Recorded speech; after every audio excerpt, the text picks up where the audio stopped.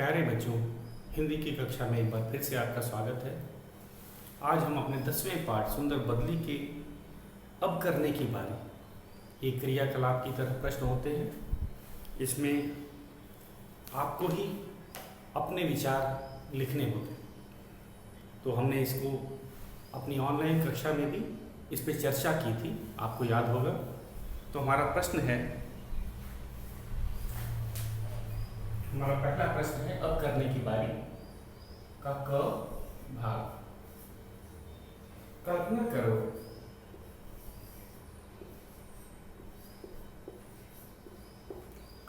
करो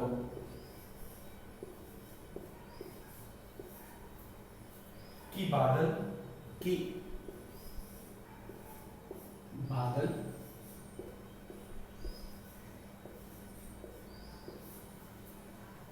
तुम्हें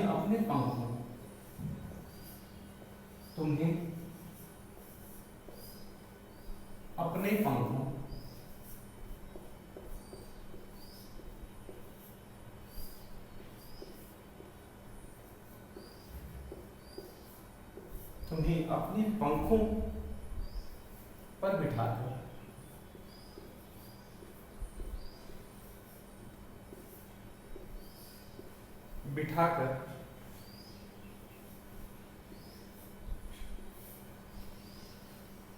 ले गए।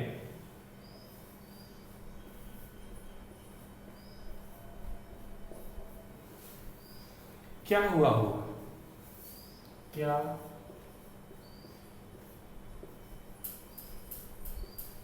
हुआ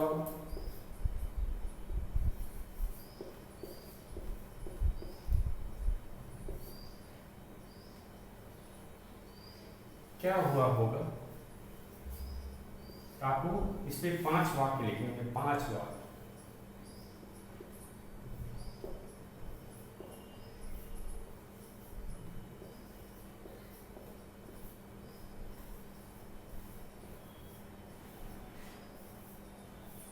तो आपको 5 वाक्य लिखने हैं।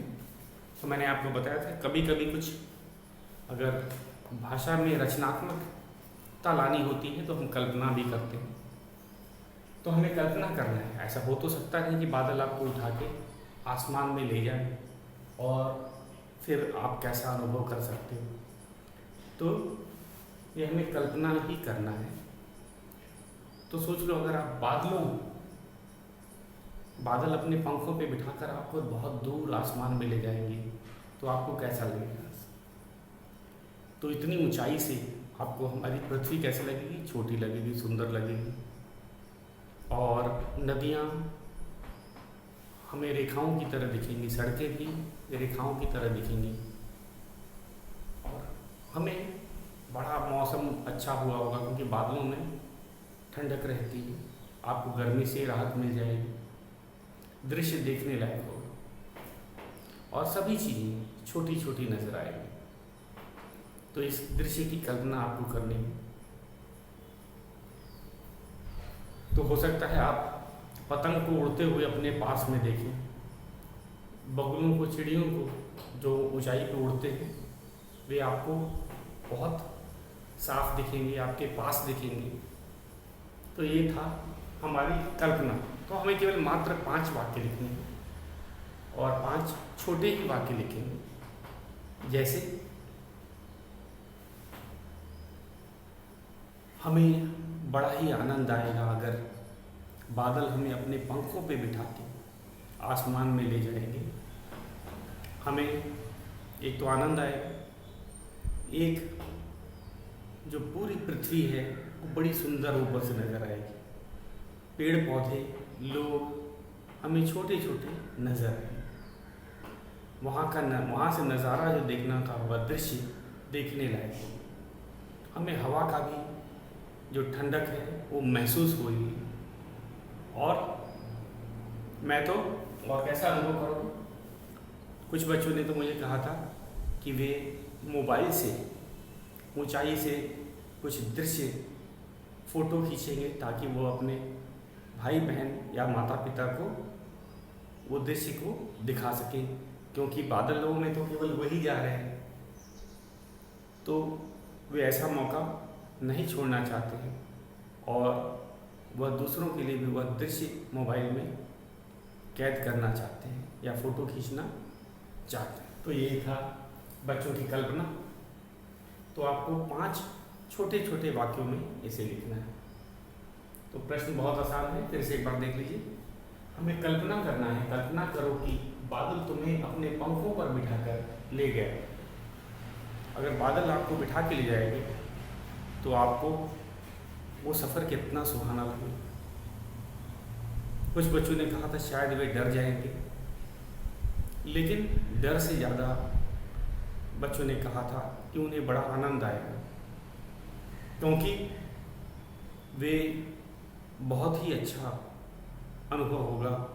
हवा चेहरे से टकरा रही होगी, नीचे लोग बहुत छोटे दिख रहे होंगे, नदियाँ, सड़कें, बाज़ार, ये सब बहुत छोटे छोटे दिखाई दे रहे होंगे और जो प्रकृति का जो दृश्य है वो ऊपर से और अधिक सुहाना लगता है। तो ये था बच्चों की।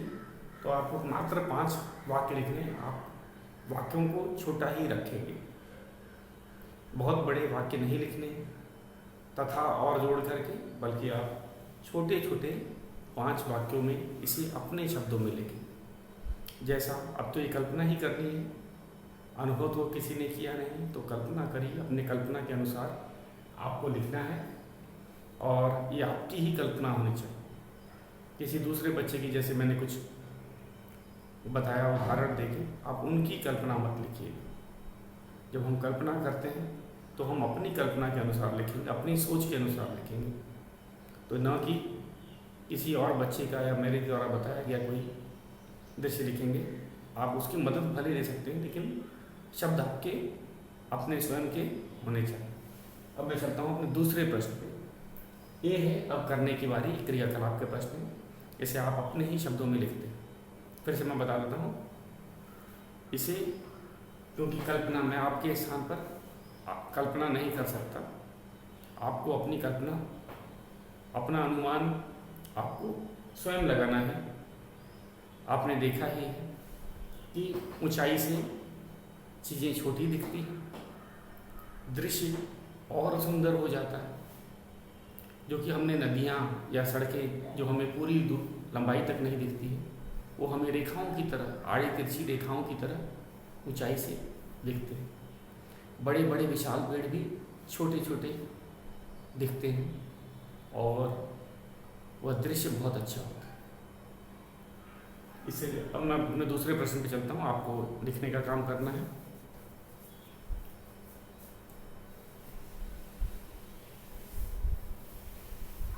हमारा दूसरा प्रश्न है अब करने की बारी में। जो चीज़ें तुम्हें सुंदर लगती हैं, है, ये भी आपके अनुसार है। इसमें जो छात्र हैं, विद्यार्थी हैं, वे अपने अनुसार ही लिख सकते हैं। इसमें टीचर नहीं बता सकता। जो चीज़ें तुम्हें सुंदर लगती हैं।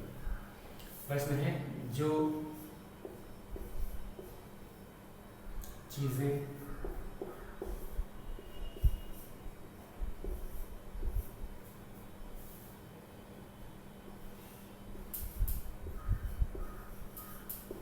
तुम्हें सुंदर लगती हैं,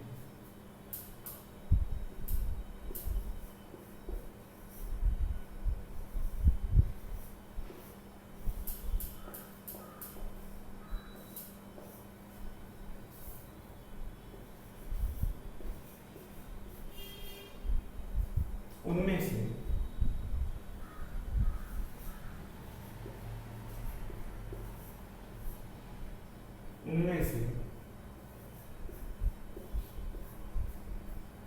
किन्हीं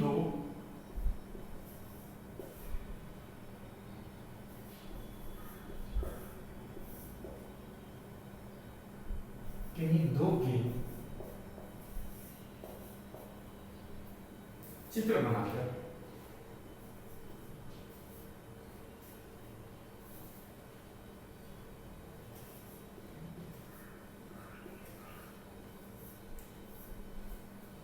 रंग भरो।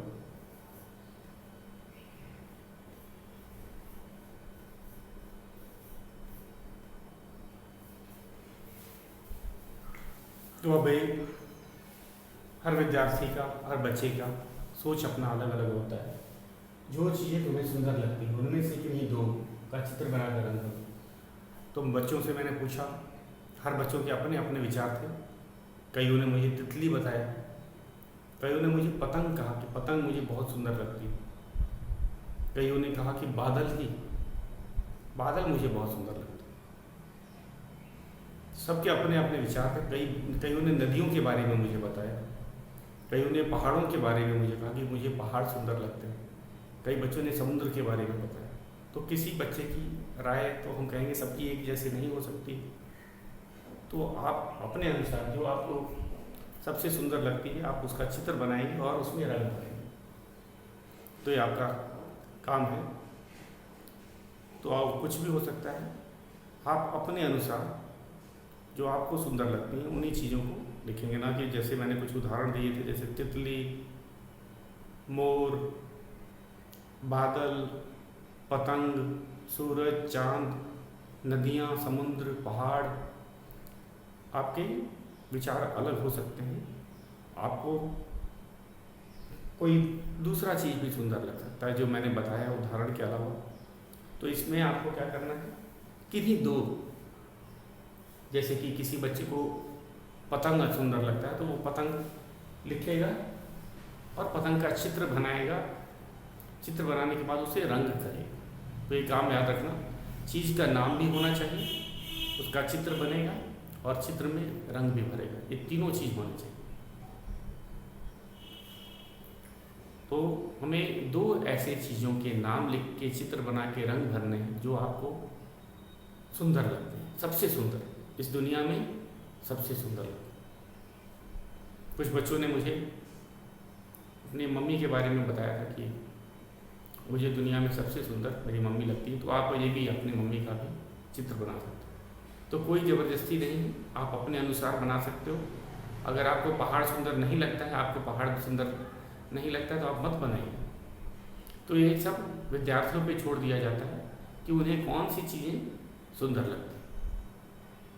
तो आप अपने अपने हिसाब से बनाइए। आप अपने मित्रों की मदद या मेरे द्वारा दिया गया उदाहरण उसको मत चुनिए। तो आज का ये हमारा काम था। अब करने की बारी, इसमें केवल 2 ही प्रश्न थे, हमने कर लिए हैं।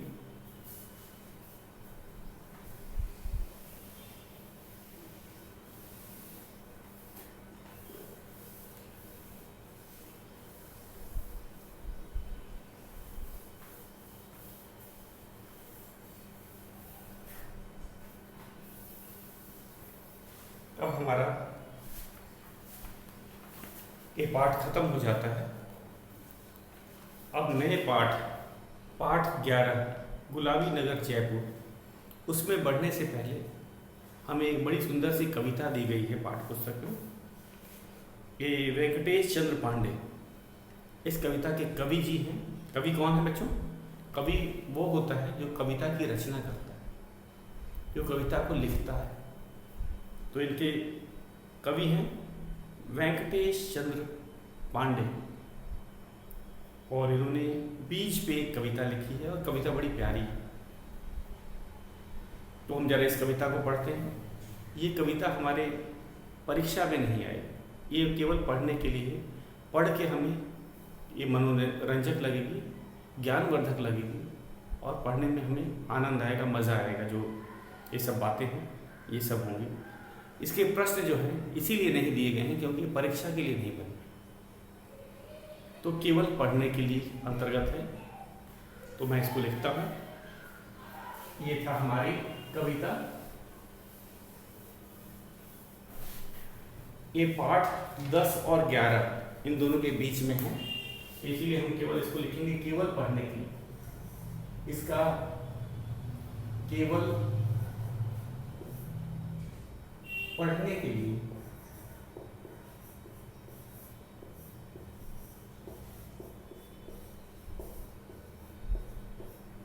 कविता का नाम है बीज।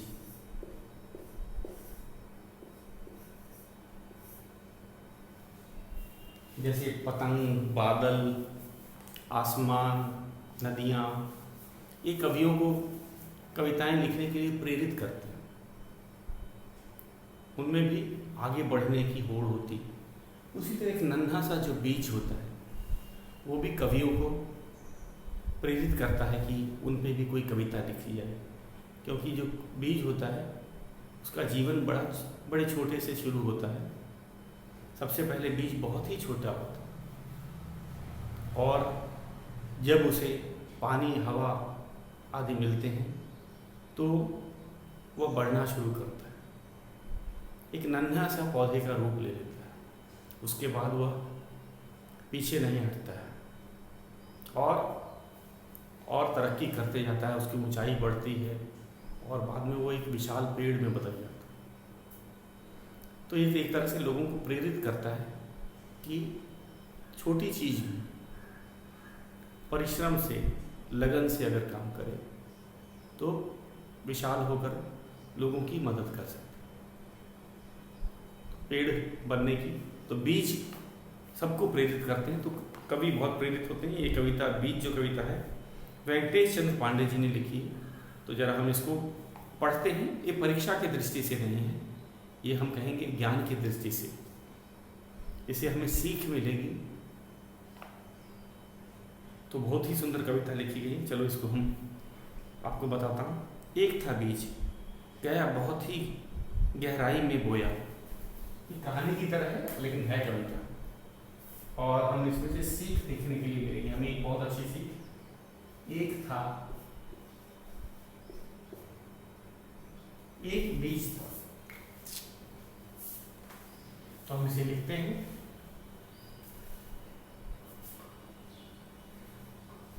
एक बीज था,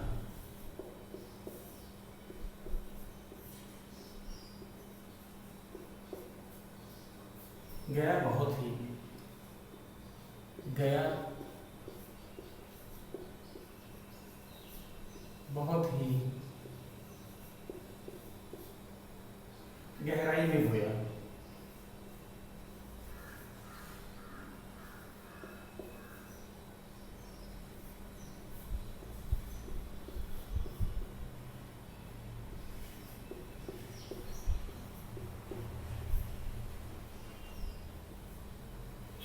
उसी बीज के अंतर में था नन्हा पौधा सोया। उसी बीज के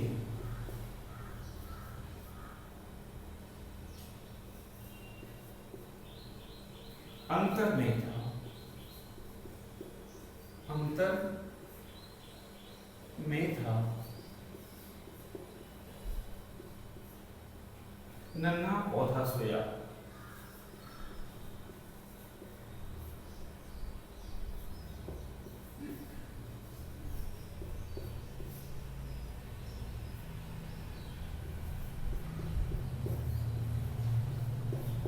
तो बच्चों, कवि बीज के बारे में बताता है। जो बीज होता है वो काफ़ी छोटा होता है, नन्हा सा होता है, और हर बीज के अंदर एक पौधा सोया होता है। मतलब वो भी उसे हमें जगाना पड़ता है। कैसे जागता है, कहने का अर्थ है सोया होता है। जैसे कि हम सोए व्यक्ति को कैसे जगाते हैं, उसको प्यार से छूते हैं, उठाते हैं तो वो जाग जाता है। तो बीज में भी ऐसे ही होता है, नन्हा सा पौधा होता है, अभी वो सोया हुआ। तो उसको कवि ने बड़े प्यार से बताया कि उसको हवा चाहिए, पानी चाहिए, तब वह नन्हा पौधा जाग जाता है और फिर बढ़ना शुरू कर देता है। तो इसमें देखो, एक बीज था गया बहुत ही गहराई में बोया। उसको मिट्टी में गहराई में बो दिया गया था। तो गहराई में क्या होता है, अंधेरा होता है। उसी बीज के अंतर में था नन्हा पौधा सोया। अंतर मतलब उसके दिल में, अंतर होता है हृदय को बोलते हैं, दिल बोला जाता है। तो उस बीज के जो दिल में था, अंतर में था, एक पौधा सोया हुआ था।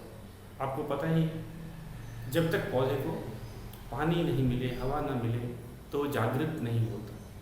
वो वैसे ही सालों साल सोया ही रहता है, बढ़ना नहीं शुरू करता है। उस पौधे को मंद पवन ने, अगला है, उस पौधे को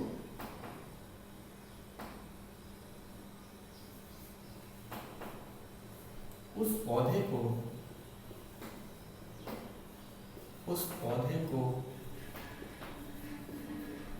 मंद पवन, मंद मतलब धीरे, मंद मंद पवन में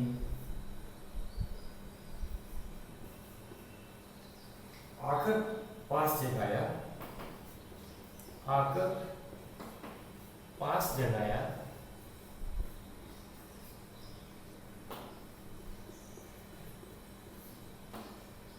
नन्ही नन्ही बूंदों ने फिर उस पर जल बरसाया।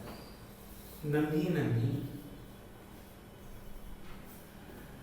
नन्ही नन्ही नन्ही का मतलब होता है छोटी। नन्ही नन्ही बूंदों ने फिर उस पर जल बरसाया।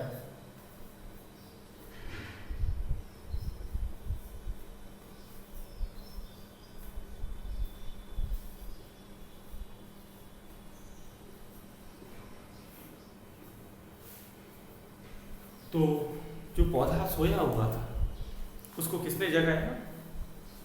बहुत धीरे से जगाया पवन ने। मंद पवन मतलब धीरे से बहने वाली हवा ने जगाया।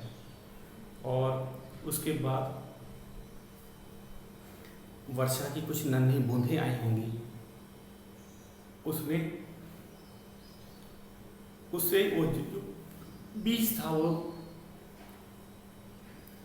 बीज बरसने के कारण बीज को पानी मिल गया। उस पौधे को मंद पवन ने आकर पास जगाया। जो हवा, धीरे बहने वाली हवा को मंद पवन कहा जाता है। तो हवा ने हल्के से उसको जगाया और फिर शायद बादलों से वर्षा हुई, जो नन्ही नन्ही बूंदें थी। पानी को, बीज को क्या चाहिए? हवा और पानी, ये चीज़ चाहिए। वो मिट्टी में तो खुद है, पहले से ही है। तो जल, उसको जल मिल गया और हवा मिल गई। उससे क्या होगा? पौधा जागने लगेगा। अब हम अगला लिखते हैं।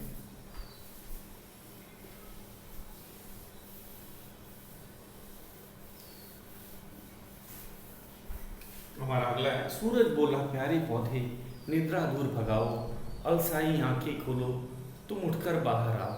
उसके बाद सूरज की किरणों ने भी पौधे को प्यार से जगाया। कैसे जगाया? प्यार से कहा, प्यारे पौधे निद्रा दूर भगाओ। नींद, निद्रा मतलब नींद। अब नींद की कोई ज़रूरत नहीं, सूरज आ गया है।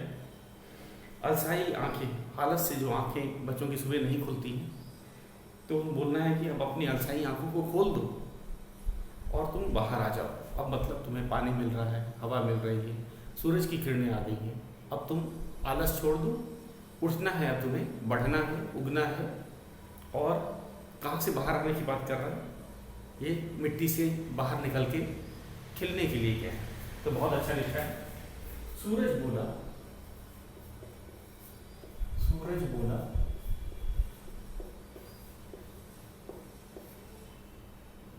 प्यारे पौधे, प्यारे पौधे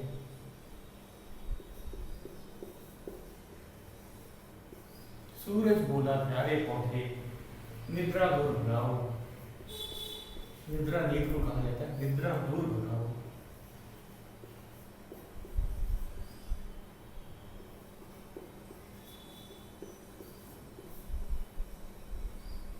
अलसाई, अलसाई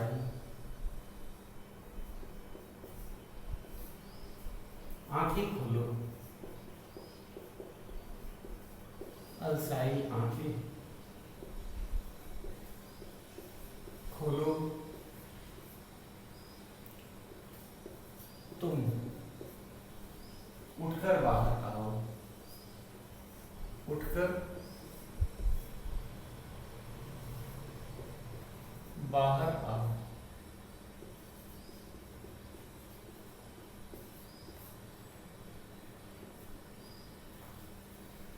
तो अब बोला जा रहा है, तो सूरज, अरे सूरज में बड़ी ऊ की मात्रा होती है। सूरज बोला प्यारे पौधों निद्रा दूर भगाओ। निद्रा नींद को कहा जाता है। सूरज भी पौधे को प्यार से बोलता है कि अब आप बाहर आ जाओ, अब नींद, अब आलस की कोई ज़रूरत नहीं है। अपनी जो आंखें हैं, जो आलस से ढकी हुई हैं अलसाई आंखें, अब उसे खोलकर तुम मिट्टी से अब बाहर आ जाओ। अब आपको बढ़ना है। अब सारी जो है स्थिति बहुत अच्छी है। अब आपको हवा मिल रही है, पानी मिल रही है, सूरज की रोशनी मिल रही है। अब आलस छोड़ के आप बढ़ना शुरू करो और बाहर आ जाओ। कहाँ से? मिट्टी से। दूसरा है, आँख खोलकर नन्हे पौधे ने ली तब ली अंगड़ाई। आँख खोलकर, आँख खोलकर, हम इसी के नीचे लिखते हैं, इधर ही, इसको मिटा देते हैं। आँख खोलकर,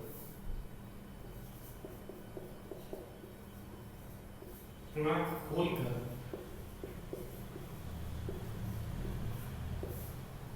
नन्हे पौधे में, नन्हे पौधे में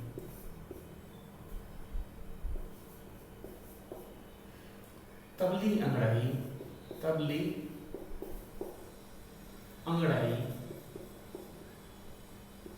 अंगड़ाई, अंगड़ाई आप जानते हैं, जब व्यक्ति उठता है तो एक बार अपने हाथ पैर को जोर से खींचता है, उसे अंगड़ाई कहते हैं। अनोखी नई शक्ति, अनोखी नई शक्ति, नई शक्ति सी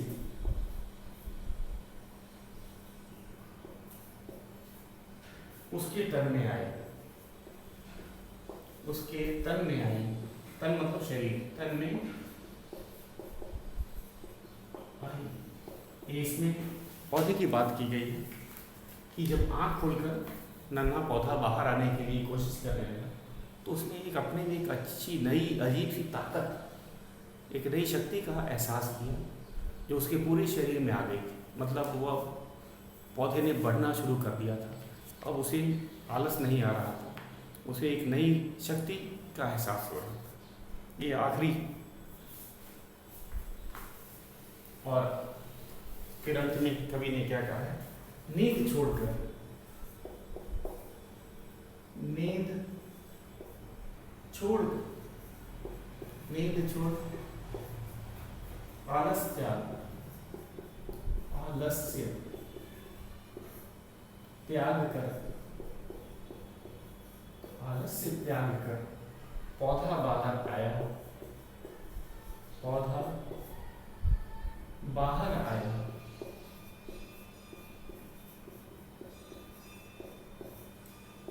बाहर का संसार बड़ा है, बाहर का संसार बड़ा ही अद्भुत उसने पाया, अद्भुत उसने पाया। यहाँ उसने किसके लिए है? बीज के लिए कहा गया है। एक बार फिर से ध्यान से देखिए, कविता को मैं पढ़ देता हूँ आपको, और कविता पाठ पे जरा ध्यान दीजिएगा।